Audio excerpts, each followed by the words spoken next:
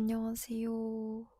저는 영국 워킹홀리데이를 하고 있는 이내라고 합니다. 벌써 제가 영국 워킹홀리데이에 온 지 4개월 차가 됐더라고요. 시간이 정말 빠른데 영국 워킹홀리데이를 하면서 느낀 점들도 되게 많았고 또 아직까지는 호주나 캐나다 같은 다른 나라 워킹홀리데이에 비해서 정보 접근성이 조금 낮은 것 같아요. 그래서 영국 워킹홀리데이 영상을 보시는 분들께 많은 도움이 되시길 바라면서 이 영상을 만들고 있습니다. 이번 편에서는 영국 워킹홀리데이에 드는 초기 비용, 처음 드는 비용, 그리고 영국 워킹홀리데이의 장점, 영국 워킹홀리데이의 단점, 지금까지 4개월 차의 소감, 그리고 영국 워킹홀리데이를 추천하는지까지 이 영상을 찍어보려고 하고 분량이 넘치지 않는다면 지금 현재 제가 일하고 있는 자라에 대한 이야기까지. 저도 아직 4개월밖에 안 되긴 했지만 혹시 궁금한 점이 있으시면은 댓글로 물어봐 주세요. 그럼 시작하겠습니다. 영국 워킹홀리데이 초기 비용. 사실 돈이라는 건 정말 상대적인 거여서 다 다르다. 천차만별이다라고 이야기를 드리고 싶은데 다 다르지만 모두 공평하게 되는 돈이 있거든요. 네 가지인데 1번은 NHS 보험료, 비자 신청비, 결핵검사 비용, 비자 신청 시 증명해야 하는 최소 잔고 금액이 있습니다. 우선 이 비용은 제가 신청하려고 고민했던 시기랑 신청했던 시기 그리고 지금 아마 다 다를 거예요. 계속 오르고 있는 추세인데 비자 신청비 같은 경우는 298파운드, NHS 보험료는 1,552파운드, 그리고 결핵검사 비용도 10만 원대 정도 나왔었던 것 같고 비자 신청할 때 잔고 증명 같은 경우는 2,530파운드가 은행 계좌 안에 있어야 됩니다. 한 달 동안. 그래서 이제 요거만 다 해도 합계는 다른 나라에 비해서 이 워킹홀리데이의 초기 비용이 굉장히 허들이 높았던 걸로 기억을 해요. 이게 좀 안 좋은 점이죠. 그리고 여기서 끝이 아닙니다. 이제 여기 제가 말하는 것부터는 개인적으로 좀 차이가 날 수도 있는데 1번 내 집을 구하기 전에 임시 숙소 비용, 두 번째는 영국까지 오기 위한 편도 항공권 비용, 3번은 초기에 일을 구하기 전에 써야 하는 생활비. 네 번째는 임시숙소 이후에 구한 집에서 내야 하는 월세입니다. 아무래도 이런 것들은 선택지가 정말 다양하거든요. 임시숙소도 호스텔에 머무는지 한인 민박 이용하던지 호텔을 이용하던지 에어비앤비를 이용하던지 굉장히 다양한 선택지가 있고 1박당 금액도 천차만별이기 때문에 저는 대략적으로 이렇게 썼습니다. 편도항공권 같은 경우도 저는 직항을 타고 왔었거든요. 저는 비수기에 온 편이라서 비행기 가격이 그렇게 비싸진 않았어요. 그래서 직항 대한항공을 타고 왔는데 경유를 하시던지 뭐 아니면은 올 때가 너무 성수기라든지 이럴 때는 개인차가 매우 클 것으로 예상이 됩니다. 초기 생활비 같은 경우는 말 그대로 생활비예요. 밥을 먹고 교통수단을 타고 다니고 뭐 이것저것 생필품 같은 것들 사는 돈은 진짜 사는 사람마다 차이가 날 수도 있거든요. 예를 들어서 초기에 잡을 구하기 전에 여행을 정말 많이 다니고 싶으면 돈이 훨씬 많이 들 거고 바로 와서 잡을 구할 생각이고 한다면 그런 돈들은 안 드는 거고 쇼핑하거나 외식하거나 그래서 이것도 아주 천차만별.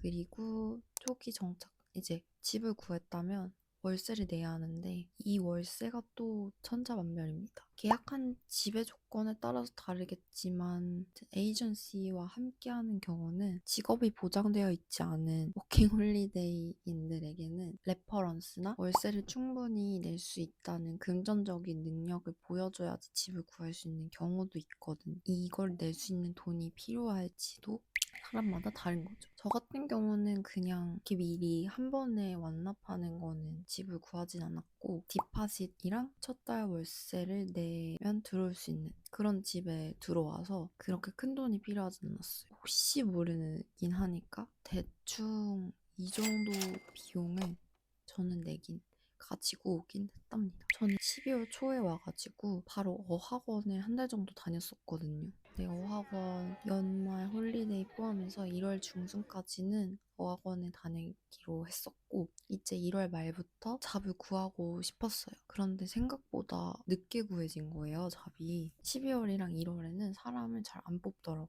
그래서 겨우 2월에 지원한 자라에 붙어가지고 2월 중순부터 다니고 있는데 어쨌든 저는 2월에부터 일을 시작했으니까 월급을 3월에 처음 받는 거거든요. 그러니까 12월부터 3월, 10일 월급날 전까지 써야 되는 돈이 사실 필요했던 거예요. 이런 식으로 잡을 구하기 전까지 써야 되는 월세나 생활비, 교통비, 여행할 때 쓸 돈 등등이 다 초기 비용으로 산정이 되어 있어야지 여유롭다. 안 그러면 진짜 오자마자 일 구해야겠다. 라고 생각하게 될 수도 있어요. 본인의 취향에 따라서 뭐 워홀 초반에는 좀 어학원도 다니고 놀고 여행도 다니고 하고 싶다 하면은 충분한 돈을 가져오시는 게 혹시 모를 내가 잡을 구하고 싶을 때 안 구해졌을 때 그런 최악의 상황에 대비를 할 수가 있다. 영국 워킹홀리데이의 장점입니다. 세 가지 뽑아봤는데 첫 번째는 영어권 국가라는 점입니다. 되게 단순한 이유인데 특정 언어를 또 배울 필요가 없다. 그 나라 언어를 모르는 상황이면 되게 견디기가 힘들잖아요. 근데 영국에서는 적어도 간판에 무슨 말이 써져 있는지, 무슨 메뉴가 있는지는 대부분 이해할 수가 있어요. 누군가가 나를 모욕해도 알아들을 수 있다는 게 되게 큰 장점인 거고 대응을 하거나 피하거나 할 수 있으니까요. 그래서 편리하다. 두 번째는 인종의 다양성입니다. 다른 도시는 제가 많이 안 가봐서 모르겠는데 런던에는 외국인이 정말 많아요. 그냥 관광객을 제외하고서라도 외국인이 정말 많아요. 다양한 영어 악센트들이 있기 때문에 제가 100% 완벽한 영어를 구사하지 않아도 그렇게 이상하진 않더라고요. 이제 외국인이 많은 만큼 외국인이 나한테 일할 수 있는 기회가 되게 많이 주어진다는 거. 뭐 예를 들어 한국에서 일하고 있는 외국인 분들 요즘 많이 볼 수 있지만 여기 정도는 아닌 것 같아요. 여기는 정말 어딜 가든 외국인들이 일을 많이 하고 있고 잘 보니까 유럽권의 다른 국가에서도 영국, 런던에 많이 오더라고요. 다른 나라에 비해서 내가 혼자 외국인이라서 겪는 외로움은 적게 느낄 수 있다. 혼자가 아니다. 라는 그런 심적 안정감이 있습니다. 세 번째는 여행 접근성입니다. 주변 국가들을 쉽게 갈 수 있어요. 한국에서 일본 가는 정도의 느낌이 나요. 네덜란드, 벨기에, 핀란드, 덴마크 등등 주변 국가들 모두 가깝고 만약 홀리데이만 있다면 다 여러 개국을 묶어서 가는 것도 굉장히 편리할 것 같아요. 그리고 항공권의 비용 자체도 굉장히 저렴하기 때문에 여행 비용 절감에 큰 도움이 되죠. 그러니까 한국에서 굳이 막 휴가 내가지고 가지 않았을 것 같은 나라들을 가보고 싶어진다? 뭐 그런 좀 많이 여행의 기회가 열려 있어서 너무 좋습니다. 이런 장점들이 제가 영국 워홀을 선택하게 된 이유랑도 거의 똑같고 그리고 살다 보면서 이러한 장점들에 대해서 알고만 있다가 실제로 체감을 하게 되니까 영국으로 와서 후회된다라는 일은 아직까지는 없었습니다. 아직까지는요. 그러면 이제는 좀 슬픈 이야기를 해볼까 해요.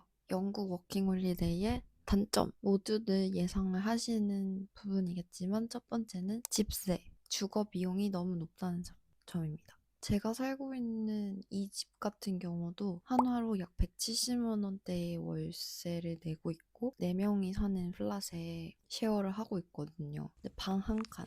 공용 주방과 공용 화장실 이용하는 비용이 170만 원인 게 한국과 비교를 했을 때는 그리고 서울과 비교를 했을 때도 굉장히 비싼 가격이라고 생각을 해요. 긴 말 하지 않겠습니다. 너무 비싸요. 두 번째는 외식 물가입니다.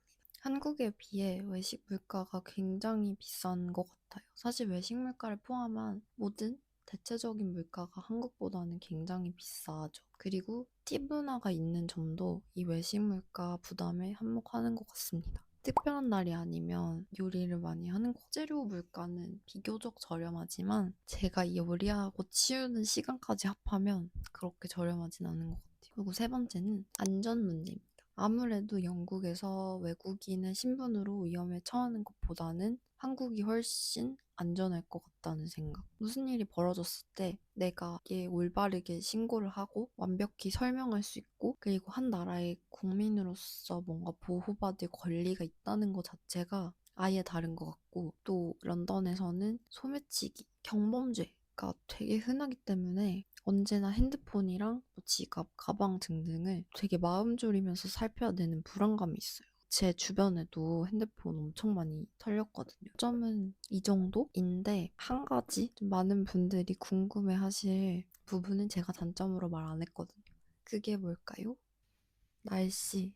날씨는 생각보다는 괜찮다는 것입니다. 일단 비가 자주 오긴 하지만 한국 장맛비처럼 장대비가 쏟아지진 않거든요. 그래서 사람들이 우산을 자주 안 쓰는 것 같아요. 비가 굳이 와도 금방 툭툭 털고 말릴 수 있는 정도의 비라서 괜찮습니다. 저는 개인적으로는 한국의 겨울을 되게 안 좋아했거든요. 여기는 아무리 추워도 마이너스 2도 정도? 물론 거기에 비까지 온다면 좀 체감상 더 추울 수도 있어요. 그렇지만 저는 한국의 겨울보다는 견디기가 쉬웠다. 이제 얼죽고 내 탈퇴를 하지 않아도 되는 그런 날씨여가지고 저는 아주 만족하면서 살고 있습니다. 그래요.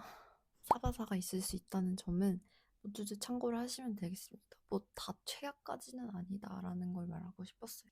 자, 오늘 이야기할 것들은 제가 거의 다 말을 해가지고 분량이 너무 길어져서 제가 일하고 있는 내용, 일한 뭐 면접 후기 같은 것들은 2편으로 돌아오려고 합니다. 그리고 마지막으로 사실 저도 영국 워홀에 오기 전에 영상을 굉장히 많이 찾아봤거든요. 왜냐하면 저도 3년 반 정도 다니던 회사를 그만두고 여기에 왔어야 했던 입장이라서 되게 불안하고 이게 맞을까? 실패하면 어떡하지? 이런 걱정 때문에 영국 워킹홀리데이 영상을 굉장히 많이 찾아봤었거든요. 그렇게 찾아보기만 해도 영국 워킹홀리데이 이래서 실패한 것 같습니다. 뭐 이래서 돌아갑니다. 자극적인 영상이나 정보들이 되게 많았어요. 근데 애초에 워킹홀리데이 같은 경험에 성공이랑 실패를 논하는 거는 필요하지 않은 생각인 것 같아요. 뭐 이런 도전이나 경험을 제가 살면서 또 언제 해보겠습니까? 언제 해보겠습니까? 아니지 언제든 할 수 있지. 자꾸 무언가 하는 거에 결과값에 대해서 어떤 특정한 기준을 가지고 성공이냐 실패냐를 가르는 게 의미가